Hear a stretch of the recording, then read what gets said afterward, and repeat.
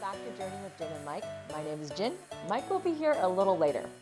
If you're new here, we have just started this channel so we can share with you our travels, fun experiences, and all the things. In our last video, which we will link in the description box down below, we had talked about an upcoming trip that we're going on very soon. Super excited, so please stay tuned for those vlogs coming up. We had also talked about the fact that we would like to do some restaurant reviews from past dining experiences at Disney World, Disneyland, Universal Studios, etc. Be sure to follow our channel by subscribing so you don't miss out on any of this upcoming content. So for today, we thought we would start by talking about our dining experiences at Walt Disney World's Be Our Guest restaurant. Do we think it's worth it? Well, let's talk about it. All right, so like I mentioned before, we have been going to Disney World since February of 2021. Which is not very long at this point, but to us it feels like a lot. And you know, during our various trips, we've actually dined in many different restaurants, including quick service, table service, including signature dining experiences as well. And so one of the things we kind of like talked about is we should probably start with our experience at Be Our Guest restaurant. Yeah, so for those that may not know, Be Our Guest is one of the signature restaurants in the Magic Kingdom there at Disney World, and it's back in Fantasyland. And you dine in literally in the world of Beauty and the Beast. So it has 3 general rooms. There's one big main ballroom, which is the classic main ballroom that you see in the show. And then there is the Rose Room, which is off to one side, and that's got the Rose from the movie in it. It's got seating kind of general around that middle area around that. And then I think the room that most people think is probably the most unique and the neatest is there's Beast's Room, which is another smaller dining room off to the other side opposite the Rose Room, where the storm will happen and there'll be lighting changes and it's pretty dynamic. So it is one of those ones where if you are doing this with kids that get scared really easily, might want to try to, when you sit and you go in and you ask your server, maybe say if all possible, maybe not Beast's Room. Usually that's the room that's hard to get in. A lot of people requested it. We requested it. We were unfortunate we didn't get it. There was a couple other people that were around us at the same time we were checking in. They requested it. I don't know if they got it or not. Maybe they beat us to the punch. So that just kind of big overview of the room. The ballroom is really, really neat. You come in, it's very large. It feels like a grand ballroom, high ceiling, chandeliers. It overlooks the kind of the snow scene, the backdrop, right? The snow scene. So you have active snow kind of falling out the big glass windows in the back. It was great. And Beast will come around and do a lap and do all of this. So for an ambiance or for the atmosphere of the restaurant, it's great. They've done a great job with the theming. They've set it up. You feel like you're there in Beast Castle. So it's really, the atmosphere there is excellent. Sorry, we had a little bit of a technical snag. Yes, our Siri started talking to us while we were talking to you. So, okay, where was I? Oh yeah, so outside you could go late at night. Our check-in was maybe right around when park closed, so we had dinner, which we'll get into that a little bit later on the service aspect, because we did go at the very end of the day. But when you leave the park, when you leave the restaurant, the park is pretty much empty. Except for those few people that are just really have to get that last thing out of Main Street at the souvenir shops. So walking back from the very back of the park all the way to the exit, you are pretty much alone, except for the few other people that you may have seen leaving the restaurant at the same time as you. So you get some really great late at night shots with nobody in it. Some just really nice unobstructed views at night. When we went, they had all the 50th statues up, so we were kind of able to run around the hub and get a bunch of really nice photos of a lot of the 50th statues all lit up really, really well and just without 80 people in the background. So it was a really kind of neat perk of that restaurant that they have those late reservations. So if you don't have little ones, or you don't mind staying a little bit late, or you kind of want that experience of leaving the park all by yourself, that's a definite bonus and a tip. That we really enjoyed it. That was one of the things we really enjoyed about our experience. Yeah, I think what Mike was mentioning, how you could request the room. I think, again, my opinion is that the Rose Garden, which does not appear in the film, if you're looking for it, it does not exist there. I think that, to us, if you like to look at your food, that is definitely the brightest room. But other than the music box featuring Belle and the Beast, and in fact, the theming to that music box is Marius, I believe is Belle's father's name, constructed the music box to present it at their wedding. So that is one of the little kind of the behind the story type of little tip as well.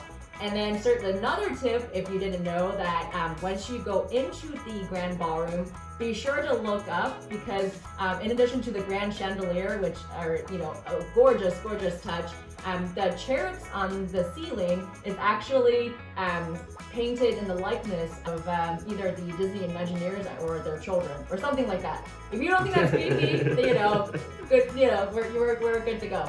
So yeah, I can't remember if it's the Imagineers or the Imagineers kids, but yeah, it's definitely based on real life people. They immortalized them in the ceiling. For me, I actually really like the main ballroom. Yeah. That's probably, especially if you can get close to the big doors at the far end of the room, that's the big glass windows. That's probably my favorite. Beast room, I think it's neat. Very dark. But it's very dark. It's kind of loud, and if you're just kind of like trying to enjoy a meal while taking in some of the atmosphere, it's just a little too much for dinner, in my opinion. You can, when you go in, get up, walk around, check out all the rooms. Every once in a while, though, Beast was coming around, you know, but Beast was doing his thing because it was kind of at the height of that shell will not be named. That was kind of going on, so everybody was kind of keeping their distance from each other. But yeah, overall, the grand ballroom was my favorite, absolutely. by far. And even the courtyard area and the waiting room are all beautifully themed. There's some really great details with the knights, their gargoyles, and you know the mosaic painting. So that's enough about theming. We really enjoy that aspect of it. Yeah, so, we're starting off with what we felt was the strongest bits of it. So do you want to start talking about the food? Yeah, I mean, the food was good. It was a prefix. Well, no, it was prefix. It was a 3-course that you could select from. Sorry. Yes. It was a 3-course menu that you could select from. There was appetizer, an entree, and then everybody gets the same dessert. There was you can obviously alcoholic drinks for purchase, or even specialty non-alcoholic drinks. We got one of their signature cocktails, which we'll talk about in a little bit later. Which was not my favorite. I won't bury that one. It just wasn't my favorite. But I think I started off with one of the lobster bisque. That was really it was a good lobster bisque. It was decent. Then the entree we had was okay. I believe I had the filet. It was a beef dish. Yeah, and then what did I have? I can't remember. I think you had the squid platter, or maybe that was my appetizer. I will say that because we went about a year ago, almost exactly a year ago, the menu has been updated. So hopefully for better. But here's the kicker. It is very expensive. Yeah. For a prefix, and I don't know why, but I feel like Disney World nowadays is pretty obsessed with the prefix menu. A lot of the restaurants are moving to you just get what we want to offer you type of situation. And so, I mean, it kind of, if you're not into making a lot of choices, that probably works for you. Yeah, I mean, the food was decent, and but as far as like the signature dining experience that Disney tries to provide, I do felt that this was probably not. It wasn't memorable. It wasn't memorable. I mean, that was the thing to me. It was, I've been to several Disney signature restaurants where I could tell you 2 years later exactly what I have. Other than that lobster bisque, which is just because I haven't had that in I don't know how long, which is why I ordered it, because I'm like, I haven't had one in a while. I tried, it was just it was okay. It was fine. It was nothing that really blew me away. Should I just give the hot take that it's your kind of regular wedding fare? If that I didn't feel, well, depending on what weddings you're going to, yeah. Yes. I don't know. I didn't feel like it was that I don't really feel like it was bad wedding food. It was okay. It just, I don't think it rises to what a lot of the other Disney signature restaurants rise to, as like, you know, the quality of the food goes. Now the dessert. So the desserts were actually, I mean, okay, I'll start off by saying this. I like sweets. I don't like a lot of sweets. And one thing Disney does is they bring the sugar. If you like sweets, Disney World is the place for you. Yeah, so I think I had one of their desserts that came with like three little things. It had like a macaron. Cake. Yeah, macaron, a cake, like the clock chocolate mousse cake, and then the gray stuff, which is delicious. But it's not the gray stuff that they talk about in the movie. Anyways, but the gray stuff, really good. So that was nice. It was a little bit, I got to kind of take a little bit of sampler. So that was kind of the nice part. They had like a dish that you could try a couple things. You know what I was disappointed by? What? So, as any Disney goer would do, prior to the trip, and we'll tell you a little bit more about our Disney World journey in a later video. But suffice to say, I have been planning for our Disney World trip, for the February trip last year, since October of the previous year. And, you know, securing dining experiences, researching the menu, basically the whole nine. Now, when I watched the vlog about Be Our Guest, one of the things that they showed was the gray stuff came in a chip cup. Oh yeah, that's right. They were out of chip cups. I forgot about that. I was so disappointed when it just came in a big old chocolate box. Mike could have seen my face. Yes, I was drop. sitting across the table during that, and I could literally see the sad that was there when we realized there wasn't a chip cup that came with it. And so I believe even after the update and a price increase recently, you still don't get the chip cup. So if you're expecting the chip cup, it ain't gonna be there. Yeah. So if you're watching an older kind of vlog of that restaurant to get some more information, some of them that might reference that. At least the last time we were there, and what we've heard, it's not still there. But if we hear anything, we'll let you know. Maybe put like a little pin in the comments to let you know that that's updated, because it was a pretty popular item at one point. So finally, before we get to the service, let's talk about the drink. The drink. Honestly, I just remember it being bad. That's all I remember. It is. So I don't think the drink exists anymore. What we had was something called a Squid's Revenge. And I think the reason for that, and again, that was a 50th anniversary specialty drink. Oh, was it? Okay. If you didn't know, again, another tip, or I guess a little, did you know situation is that Be Our Guest restaurant is actually constructed on the site of 20,000 Leagues Under the Sea. Oh, that's right. Yeah. And therefore, okay, it was the Squid's Revenge, and that's how the drink got its name. It's basically a Bloody Mary. A bad Bloody Mary. Without vodka, but with beer. I found out about this after the fact. It was just. And then it came with literally this charred piece of cold octopus tentacle. Which that was actually the part that I liked. So I like octopus and squid. Fine. It was kind of, I like the idea of it, which is why I ordered it. I ordered one. They thought we ordered one apiece. They brought us two, which this will get into the service aspect. It was a bad Bloody Mary. It had a great story behind it, but at the end of the day, it was a bad Bloody Mary. Fortunately for you, it's not on the menu anymore. So, it is not there anymore. I think it's not on the menu for a reason. So anyways, all right. Moving on to the service. Yes, moving on to the service. So again, I'm gonna caveat this and say, like, we did go at the very end of the day. So if I was working service at the end of the day, I might be tired too. And the service wasn't bad. It wasn't bad. It wasn't bad service. It was just, out of all of the signature restaurants we went to on this trip, and we went to quite a few of them because the Disney food was kind of like one of the big things we wanted to hit. It was probably the weakest service. It's a big restaurant with a lot of, like, the ballroom is big. It's loud. And it's loud. The two sirens are loud. And there's just a lot of stuff going on. And, they're serving a lot of food in a really big restaurant and trying to do that. and it kind of shows. And it was the end of the day. We were kind of sat in a corner Yeah. area. Well, I mean, it's, you know, we were happy to even get a reservation because it was one of those ones where really hard to get. It took her quite a few months to try and get that one.